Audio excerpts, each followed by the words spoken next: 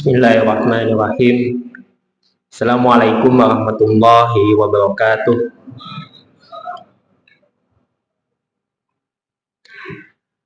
Innal hamdalillah nahmaduhu wa nasta'inuhu wa nastaghfiruh wa na'udzu billahi min shururi anfusina wa min sayyiati a'malina may yahdihillahu fala mudhillalah wa may yudhlil fala hadiyalah.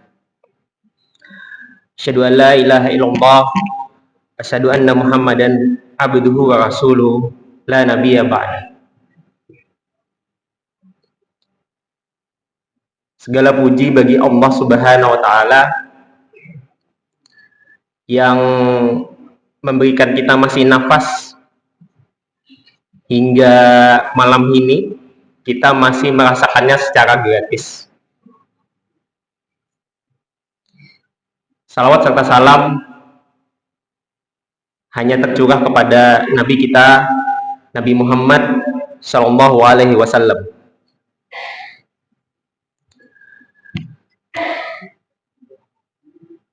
Hadirin jamaah Al-Furqan yang berbahagia.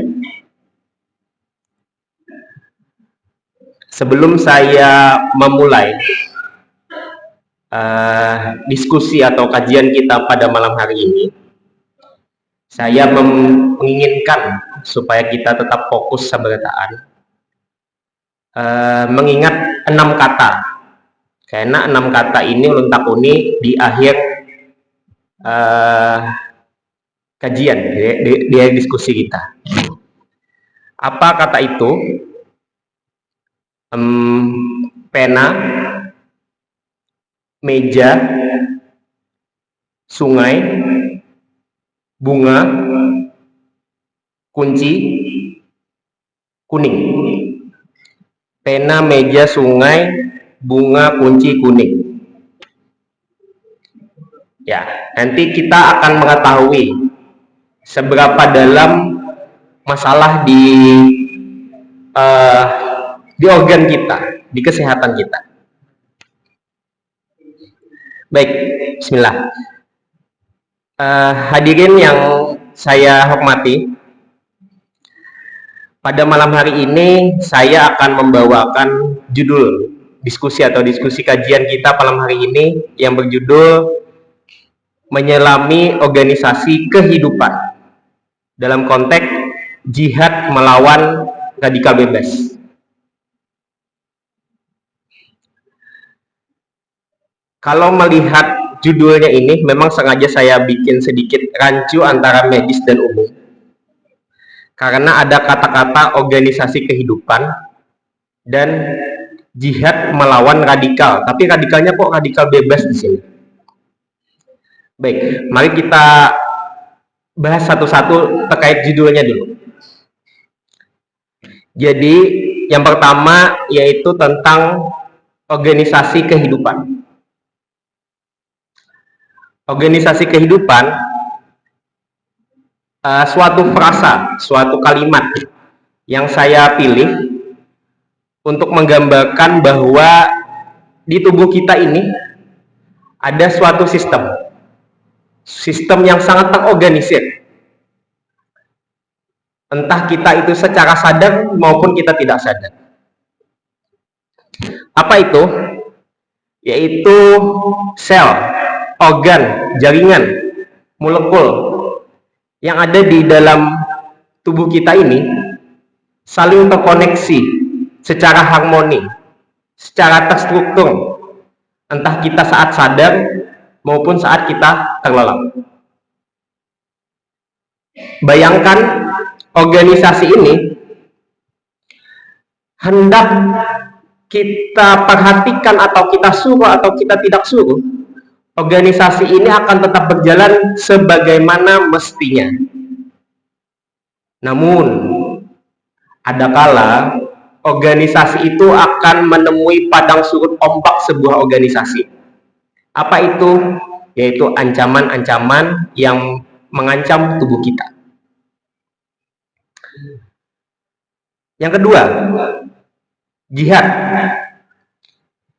Jihad seringkali dikonotasikan di Indonesia khususnya sebagai makna yang sempit.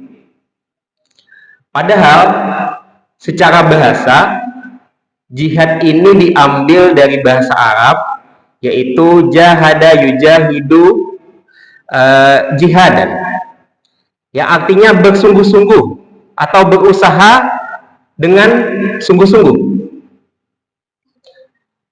Artinya secara istilah yaitu berusaha maksimal sekuat tenaga mencapai suatu tujuan yang kita inginkan. Dalam konteks ini apa tujuan kita inginkan? Yaitu menggapai ridho Allah Subhanahu wa taala. Kemudian malam ini, konteks kajian kita malam ini adalah tentang jihad yang saya maksud, yaitu perjuangan atau upaya sungguh-sungguh kita dalam menjaga diri dan kesehatan. Ini adalah jihad yang sejalan dengan syariat, yaitu menjaga amanah tubuh yang telah diberikan Allah Subhanahu wa taala serta mensyukurinya dengan apa yang sudah diberikannya, baik itu dengan iman, ilmu, dan semangat kita. Kemudian ada kata-kata radikal.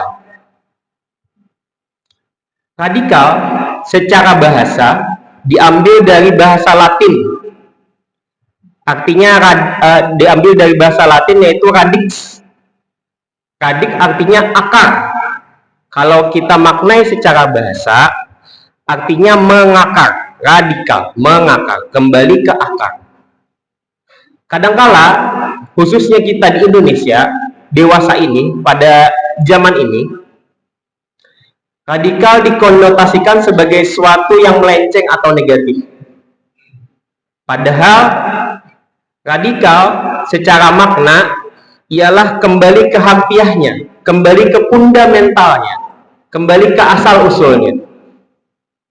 Namun kadangkala kalau kita konotasikan sebagai makna radikalisme yang ada di Indonesia, makna radikal ini ialah menentang suatu kebijakan atau suatu peraturan dengan cara yang ekstrim, dengan cara yang tidak disukai atau dengan cara kekerasan. Inilah yang dimaksud radikalisme.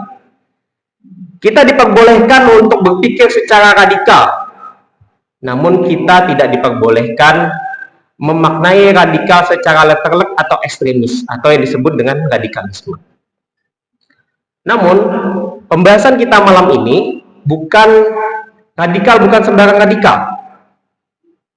Yang kita bahas adalah radikal bebas. Napa itu radikal bebas? Radikal bebas adalah suatu ancaman, suatu pencurian atau penyelewengan dalam tubuh kita. Nah, secara medis, radikal bebas adalah molekul yang tidak stabil, yang kehilangan satu elektron, sehingga mereka sangat reaktif dan berusaha mencuri elektron dari sel-sel sehat di tubuh kita. Mungkin kita bayangkan kita seperti dirampok atau diterorisi di dalam awak kita seorang, yang bekerja diam-diam di dalam tubuh kita, imbah itu merusak sel-sel organel dalam awak kita ini. Beranai-ranai, senyap-senyap, tapi menghancurkan. Itu radikal bebas di awak kita. Radikal bebas dalam konteks kehidupan sehari-hari, alaminya zat radikal bebas ini diproduksi secara alami. Namun ada kala kalau terlalu banyak radikal bebas yang ada di dalam awak kita ini, di dalam tubuh kita ini, maka terjadilah ketidakseimbangan. Nah, ketidakseimbangan inilah yang menyebabkan kesakitan atau ketidaksehatan di dalam tubuh kita. Dalam kesempatan ini, mari kita maknai bersama, yaitu tubuh kita sebagai amanah dari Allah Subhanahu wa taala. Hadirin yang mulia, dalam Islam konsep amanah adalah inti dari hubungan kita dengan Allah Subhanahu wa taala. jiwa kita, harta kita, waktu kita, bahkan anak-anak kita adalah amanah dari Allah Subhanahu wa taala. Yang namanya amanah tentu selayaknya dan sepatutnya harus dijaga, dan suatu saat akan kita berikan, akan kita kembalikan. Amanah itu bahkan kita disewakan. Allah Subhanahu wa taala berfirman dalam surah Al-Baqarah ayat 195 yang artinya, dan belanjakanlah dalam konteks ini hartamu di jalan Allah, dan janganlah kamu menjatuhkan dirimu sendiri ke dalam kebinasaan, dan berbuat baiklah karena sesungguhnya Allah menyukai orang-orang yang berbuat baik. Dalil surah Al-Baqarah ayat 195 ini, meskipun seringkali dalam konteks-konteks keagamaan kita dikaitkan dengan dalil-dalil infak, namun juga memiliki makna yang sangat luas, yaitu termasuk larangan menjatuhkan diri ke dalam kebinasaan dan merusak tubuh kita sendiri. Merokok, mengkonsumsi makanan yang jelas-jelas tidak sehat, dan menyia-nyiakan kesehatan adalah bentuk menjatuhkan diri ke dalam kebinasaan. Sudah mulai agak panas ya, sedikit membahas tentang masalah hisap-hisapan gitu ya. Baik, terus lanjutkan. Nabi Muhammad SAW bersabda dalam sebuah hadis riwayat Bukhari, nikmatani ma'bunun kasirun minan nas. Apa itu?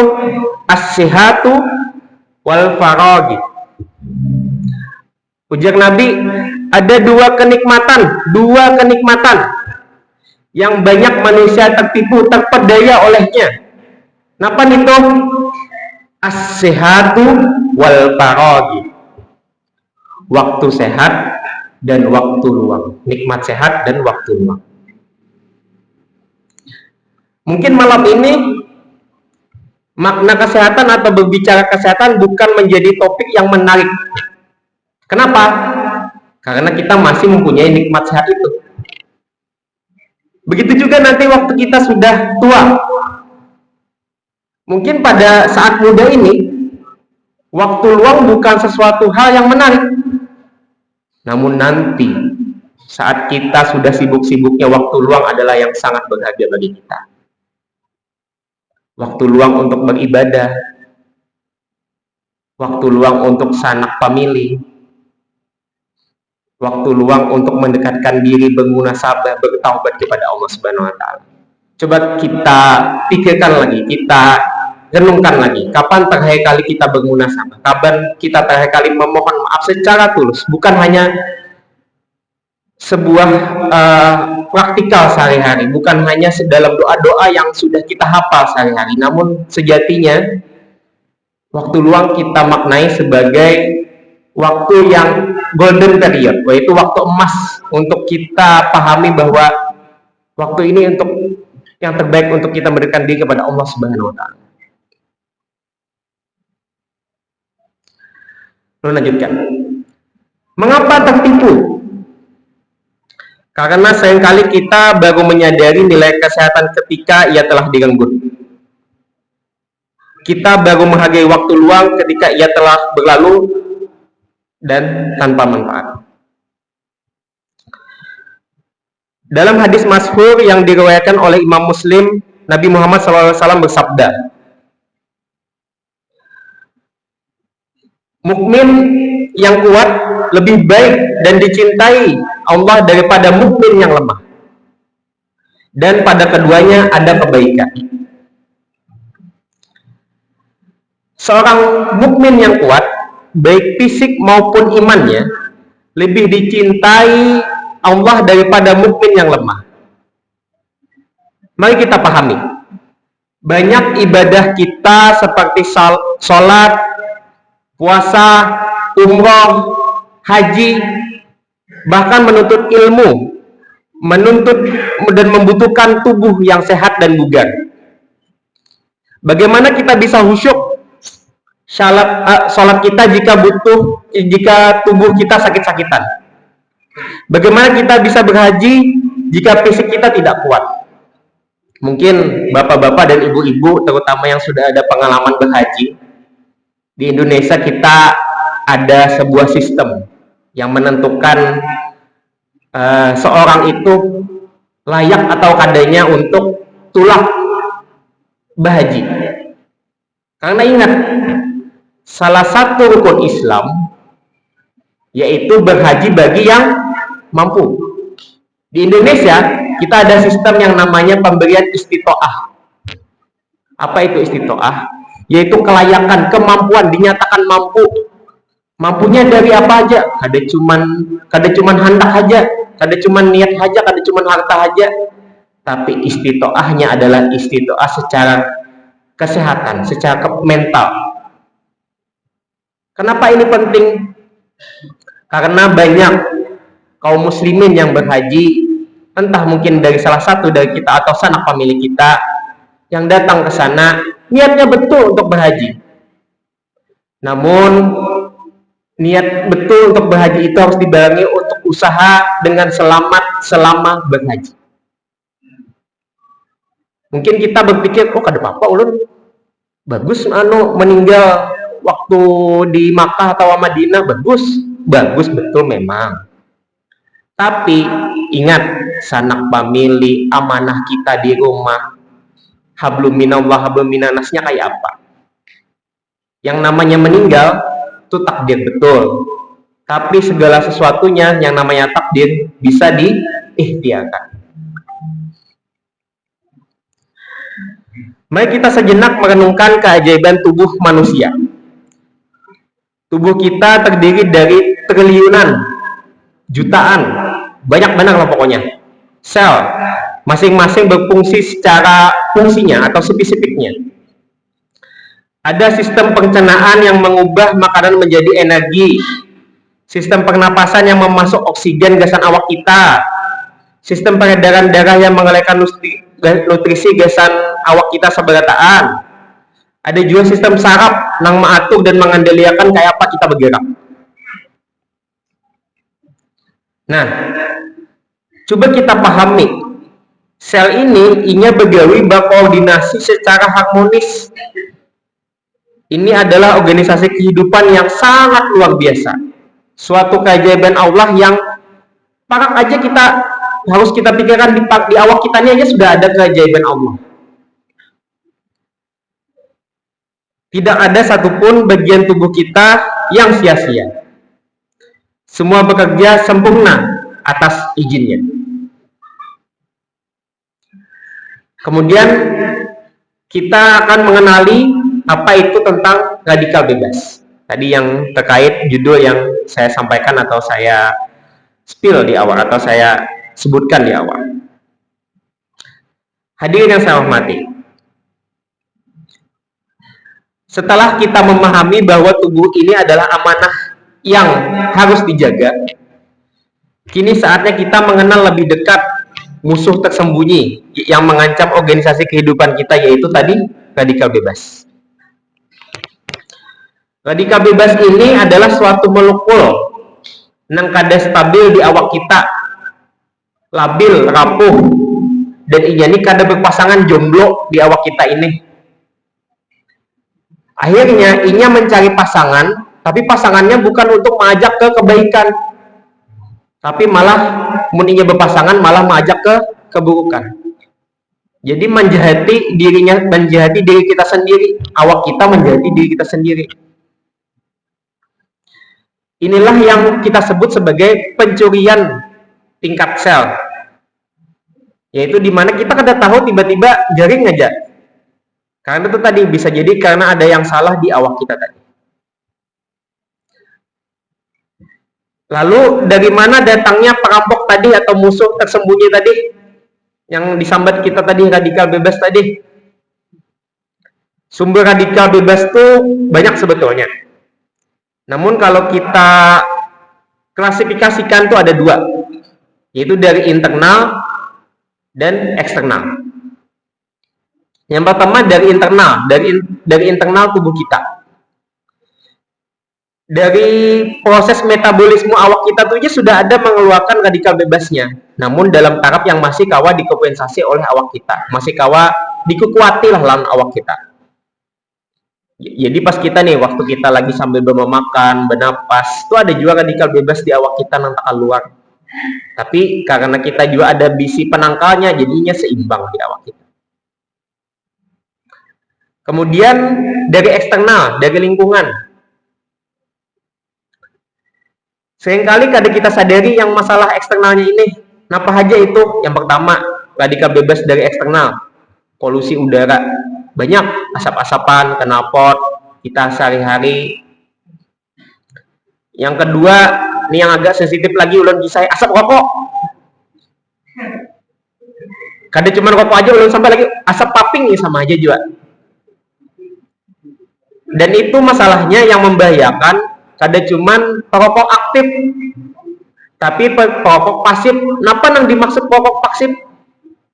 Jadi perokok aktif itu adalah seseorang yang berokok, yang memakai vaping, yang mengeluarkan asapnya tuh perokok aktif ngarannya.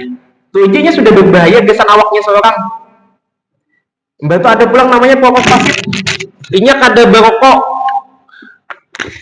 tapi inya karena imbasnya dari asap rokok. Siapa itu? Yaitu keluarga atau lingkungan sekitar dari perokok tadi. Itu perokok pasif ngarannya. Yang ketiga, radiasi. Bisa dari sinar UV, dari sinar matahari yang berlebih. Kemudian dari alkohol, minum-minuman keras, terutama yang mengkonsumsinya berlebihan. Kemudian ada pestisida atau makanan-makanan tambahan yang sifatnya karsinogenik. Karsinogenik itu adalah yang bisa mencetuskan kanker atau karsinogen.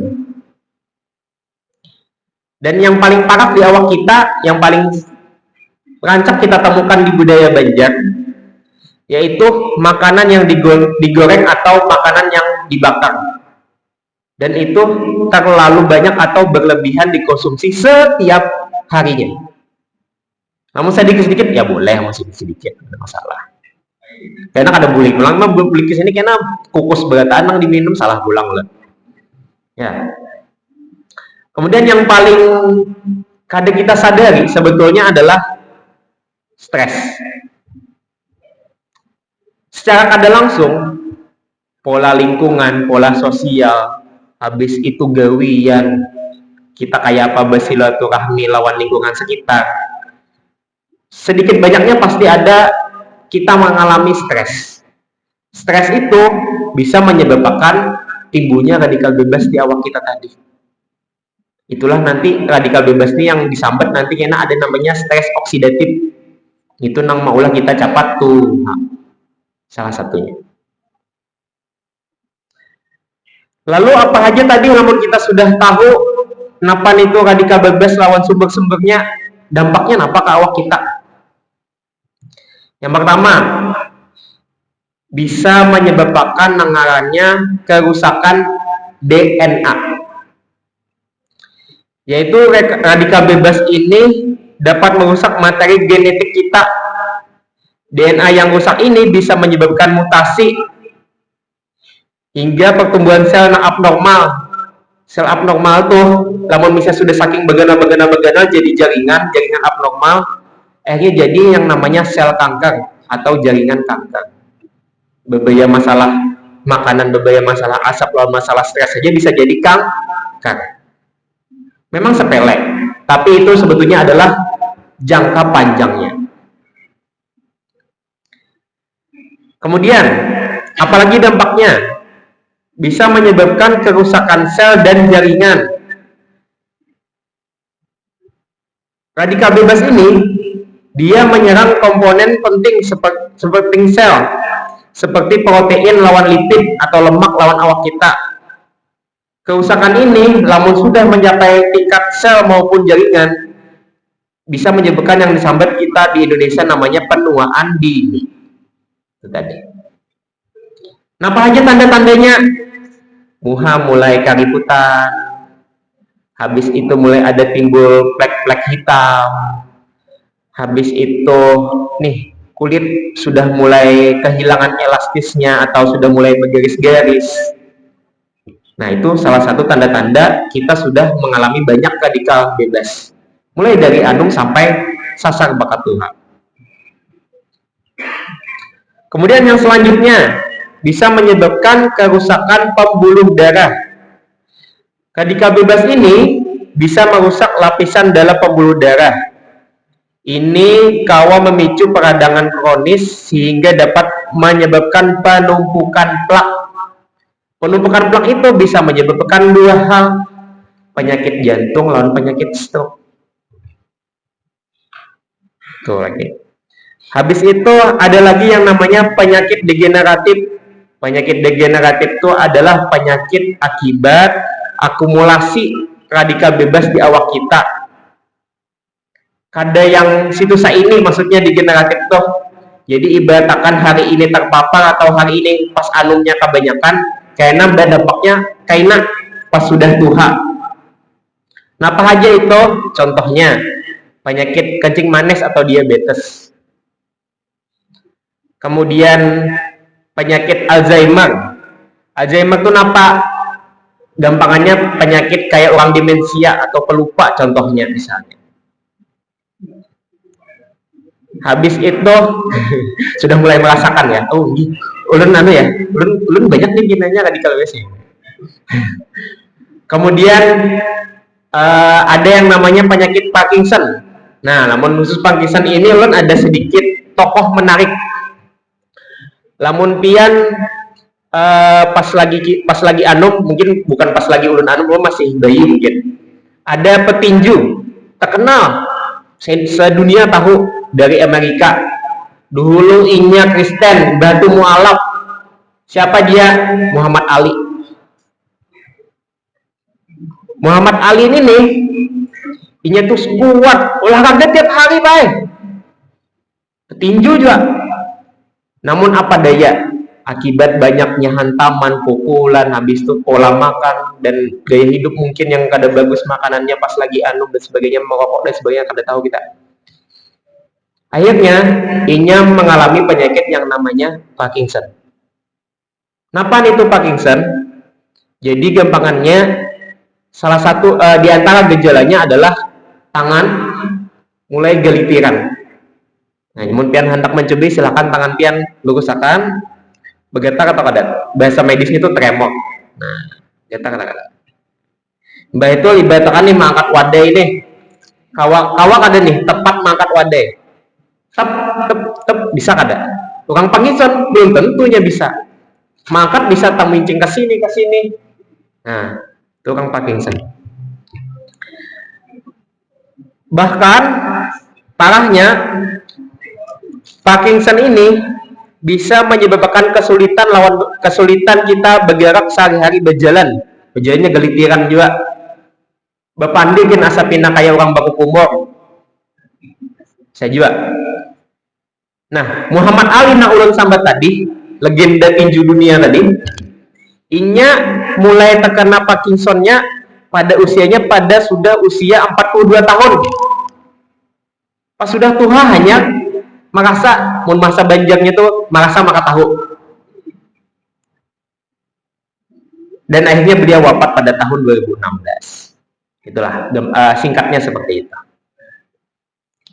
Nah, kedua penyakit tadi, contohnya yang kayak Alzheimer tadi, lawan Parkinson tadi, itu salah satu penyakit yang namanya neurodegeneratif. Neurodegeneratif adalah penurunan fungsi saraf-saraf di awak kita akibat suatu proses lawas sebetulnya.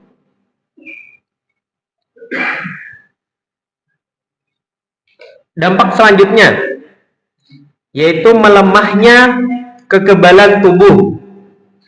Sistem imun kita nih Pak Ai bisa juga terganggu. Maulah kita nih jadi rentan nang garing-garingan.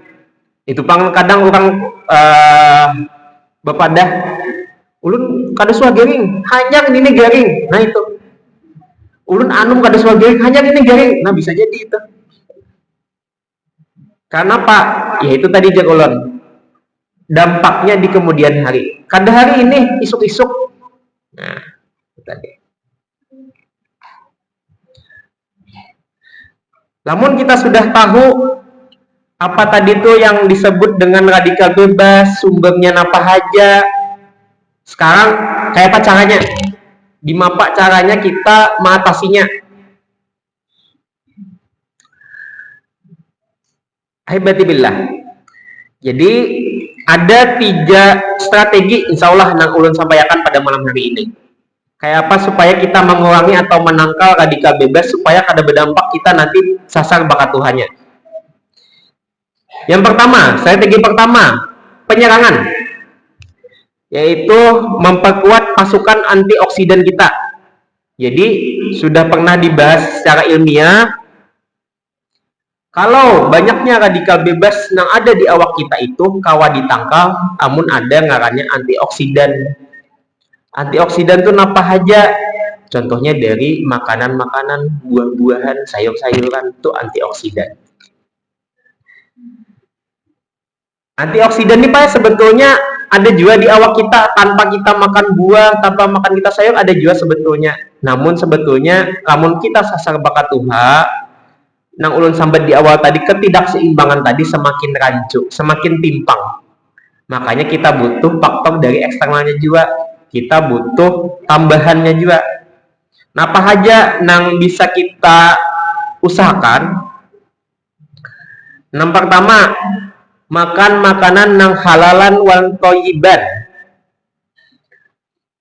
Kada cuman halal, tapi juga baik atau bergizi. Thayyiban itu bermanfaat, bergizi. Maksudnya thayyiban itu yaitu apa aja? Buah-buahan, sayur-sayuran, kurma misalnya yang lagi dikonsumsi, atau wadai-wadaian yang banyak konsumsi vitamin buah-buahannya di dalamnya, sayur-sayuran di dalamnya. Imbah itu juga minum baju putih, sepele memang minum baju putih. Kadang tuh kita menyepelekan, inggi ulun cukup baik minum air putih sekali dicukup. Kadang juga kadang tuh awak di tanda-tanda orang salah satunya dehidrasi atau kekurangan cairan dalam awak kita. Itu salah satunya ialah yang pertama, awaknya mulai lemah, letih, lesu. Kemudian kurang fokus. Kadang tuh juga ibaratkan lagi posisi duduk atau lagi dari barabah hendak berdiri, langsung ada pusing, kelincingan. Ada juga tensi ulun tinggi kah? Belum tentu. Bisa jadi karena hanya kurang minuman. Sepele memang, tapi dampaknya luar biasa. Banyu putih ini fungsinya sebetulnya gasan membantu proses detoksifikasi alami atau menghilangkan racun-racun alamiah secara alamiah dalam awak kita. Harapannya kawa menjaga fungsi tubuh kita secara optimal. Kemudian apalagi usaha yang kawa kita laksanakan? Puasa. Puasa ini juga sudah banyak pembahasannya. Puasa itu adalah salah satu metode detoksifikasi alami, atau lamun di dalam bahasa medisnya kami nyambet autopagi. Jadi inya secara alamiah, baik puasa wajib, Ramadan maupun sunnah Senin Kamis, bukan hanya ibadah spiritual saja, tapi juga memiliki manfaat kesehatan yang luar biasa. Secara ilmiah, puasa mengaktifkan mekanisme autopagi. Napang itu tadi autopagi, yaitu pembersihan diri, membersih awak seorang, servis puasa. Di mana sel-sel tubuh menghancurkan komponen yang rusak atau yang sudah kada berfungsi. Ini adalah detoksifikasi alami yang diajarkan Islam untuk membantu tubuh melawan kerusakan akibat radikal bebas yang sudah kita bahas tadi. Nah, kita sudah membahas tadi masalah penyerangan, strategi yang penyerangan. Kemudian strategi yang selanjutnya, strategi yang kedua, yaitu strategi pertahanan. Nah, apa saja yang dipertahankan? Yaitu menghindari sumber radikal bebasnya, bertahan. Yang pertama, yaitu menjauhi hal yang merusak, haram, dan makruh. Nah, apa contohnya? Rokok pulang ulun sambat.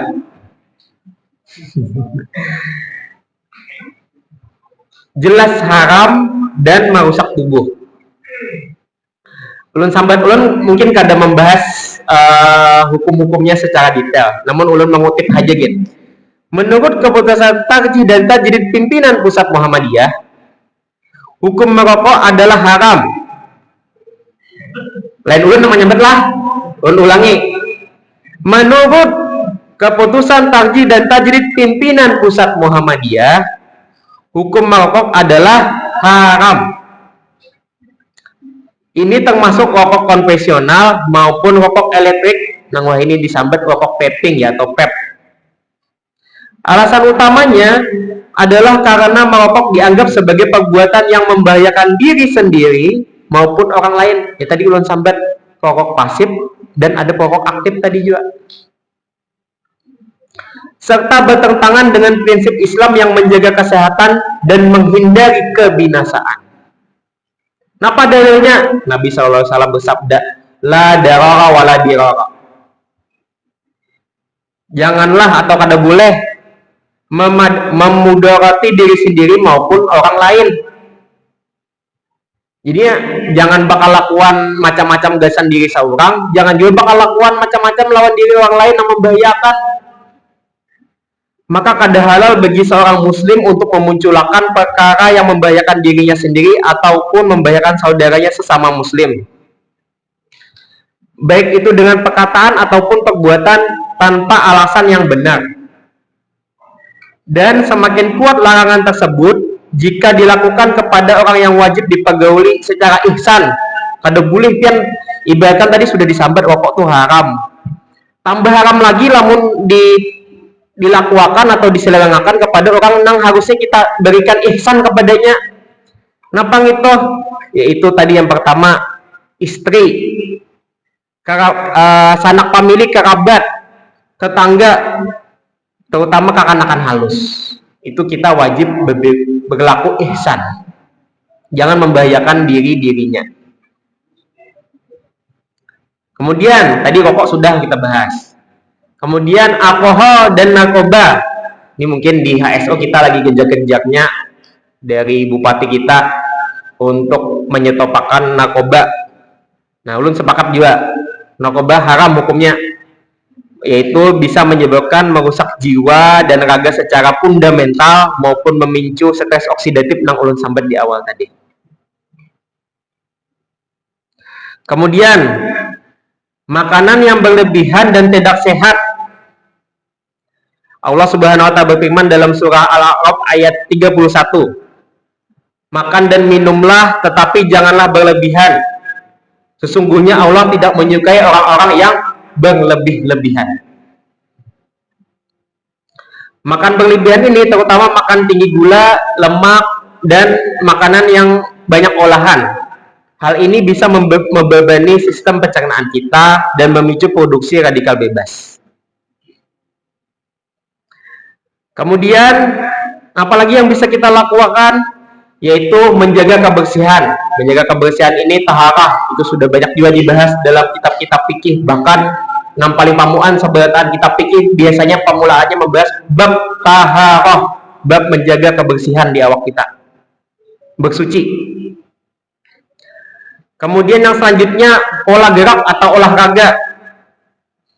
Nah, terkait gerakan atau olahraga kita tadi, sepatutnya olahraga itu kita jadikan bukan sekedar hobi, tetapi memiliki tujuan yang lebih tinggi dalam Islam, yaitu memperkuat tubuh dan mempersiapkan diri untuk perjuangan atau jihad di jalan Allah Subhanahu wa taala. Kemudian strategi yang ketiga atau strategi yang terakhir, yaitu mentalitas. Apa itu? Yaitu menjaga kesehatan spiritual dan mental kita. Kita sudah bagus pertahanan, kita sudah bagus penyerangan, tapi mentalnya di bawah KO, kada juga kita menang. Napa obatnya atau napa yang bisa menjaga mentalitas kita supaya tetap normal? Yang pertama, obat stres alaminya yang pertama adalah sholat.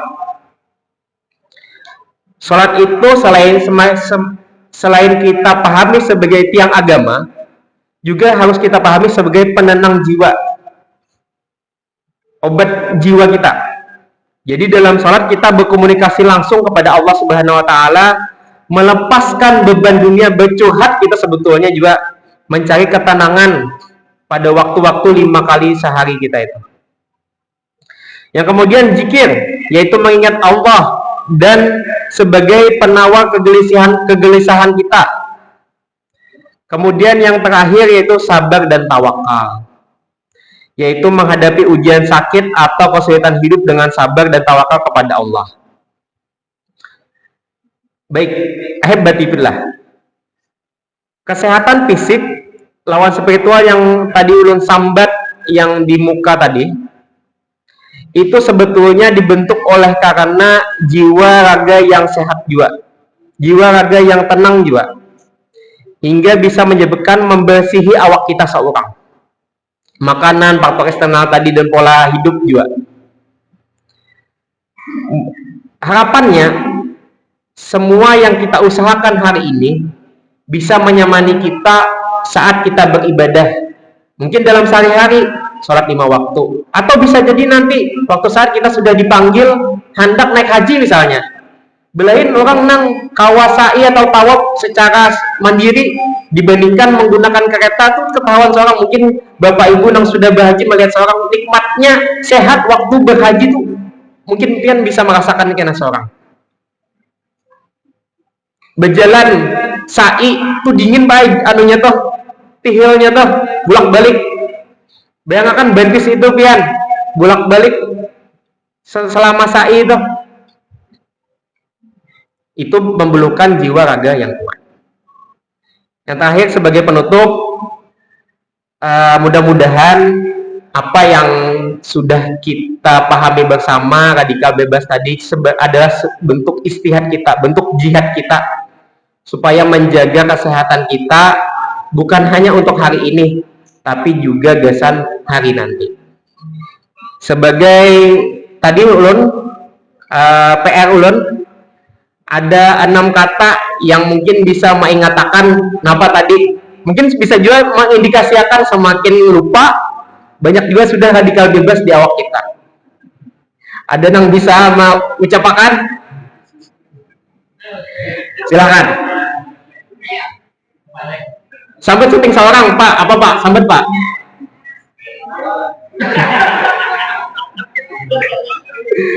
Ibu-ibu, sampai Bu apa Bu?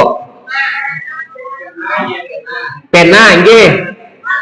Meja inggih. Sungai inggih. Apalagi? Bunga inggih. Kuning terakhir, sebelumnya kuning. Kunci, lawan kuning. Oh, alhamdulillah. Berarti bagus sebelataan kita, insya Allah sehat sebelataan. Amin. Ya, untuk sebelataan lah. Subhanallahumma wa bihamdika asyhadu an la ilaha illa anta wa astaghfiruka. Wassalamualaikum warahmatullahi wabarakatuh.